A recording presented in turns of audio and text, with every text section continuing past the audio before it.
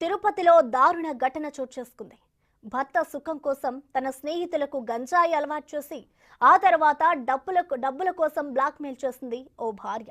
నగరంలోని ఓ ప్రముఖ యూనివర్సిటీలో బిఎల్ ఫైనల్ ఇయర్ చదువుతున్న ప్రణవ కృష్ణారెడ్డి అనే మహిళ కర్నూలుకు చెందిన తన స్నేహితురాలికి గంజాయి అలవాటు చేసింది. తరచూ తన ఇంటికి తీసుకెళ్లి తినే బిర్యానీలో గంజాయి కలిపి పెట్టి అలవాటు చేసింది.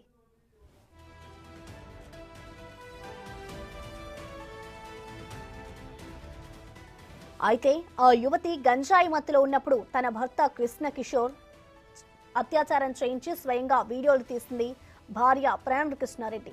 తర్వాత ఆ వీడియోలు ఫోటోలు యువతి అన్నకు కుటుంబ సభ్యులకు కాబోయే భర్తకు పంపి డబ్బుల కోసం బ్లాక్మెయిల్ చేయడం మొదలుపెట్టారు భార్యాభర్తలు.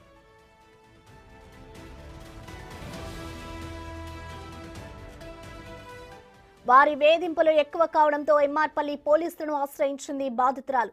భార్య భర్తలు ఇద్దరు గతంలో కూడా ఓ యువతిని మోసం చేసి 5 లక్షలు కాజేసినట్లు సమాచారం. బాధితురాలి ఫిర్యాదు మేరకు భార్య భర్తలను అరెస్ట్ చేసి రిమాండ్కు తరలించారు ఎమ్మార్పల్లి పోలీసులు.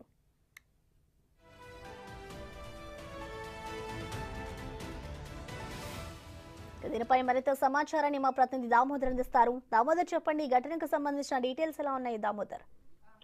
ప్రసన్న, తిరుపతిలోని ప్రముఖ యూనివర్సిటీలో బిఎల్ చదువుతున్న ప్రణవి కృష్ణారెడ్డి అనే అమ్మాయి తన స్నేహితురాలకు మత్తు ఏదైతే గంజాయి మత్తు అలవాటు చేసి ఆ తర్వాత ఆ అమ్మాయి మత్తులో ఉన్న సందర్భంలో తన భర్త చేత అత్యాచారం చేయించి ఆ వీడియోలు ఫోటోలు తీయించి తర్వాత వాటిని వాళ్ళ తల్లిదండ్రులకు చూపించి ఈ బ్లాక్ మెయిల్ చేసి వారితో డబ్బులు తీసుకోవడం అలవాటుగా చేస్తుంది. ఈ విధంగా ముగ్గురు అమ్మాయిలను చేసింది. చివరి అమ్మాయి ఈ అమ్మాయి ఒత్తిడి తట్టుకోలేక డబ్బుల కోసం బెదిరింపులు తట్టుకోలేక ఆమె ఎమ్మార్పల్లి పోలీసులకు ఫిర్యాదు చేయడంతో పోలీసులు ఈ కేసును ఇన్వెస్టిగేట్ చేసి ఏదైతే ప్రణవి కృష్ణారెడ్డి దగ్గర ఉన్న ఫోటోస్ వీడియోస్ అన్ని స్వాధీనం చేసుకున్నారు. వీటితో పాటు ఆ అమ్మాయి మీద పోర్న్ యాక్ట్ తో పాటు మరో 2 కేసులు నమోదు చేసి అమ్మాయినే ఆమె భర్త కృష్ణ కిషోర్ రెడ్డిని అదుపులోకి తీసుకుని రిమాండ్ కు తరలించారు. మొత్తం మీద ఈ ఘటన సభ్య సమాజం తలదించుకునే విధంగా ఉంది.